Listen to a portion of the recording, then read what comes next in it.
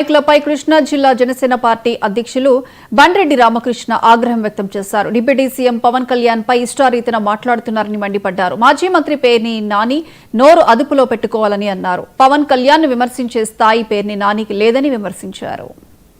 మాట్లాడుతున్నారు. ముఖ్యంగా మరి ప్రజలు ఏరికోరి ఎన్నుకున్నటువంటి పవన్ కళ్యాణ్ గారి మీద ఏది పడితే అది మాట్లాడుతూ ఉన్నారు.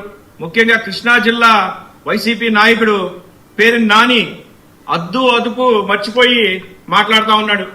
గతంలో చూసుకున్నట్టయితే కనుక ప్రజలు ఆయనకి చక్కటి బుద్ధి చెప్పారు. ఆయనకి వాళ్ళ కొడుక్కి బుద్ధి చెప్పి మీరు రాజకీయాలకు పనికిరారు, మీరు మచిలీపట్నంలో గాని కృష్ణా జిల్లాలో గాని ఎందుకు పనికిరారు, మీరు స్కాములు చేసి ఇక్కడ దాకా వచ్చారని చెప్పి బుద్ధి చెప్పారు.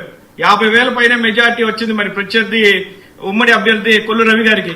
అయినా సరే వాళ్ళకి అర్థం కావట్లేదు. ప్రజలు వాళ్ళని మర్చిపోదాం అనుకున్నప్పుడల్లా ఇలాంటి వాటితో వస్తా ఉన్నాడు.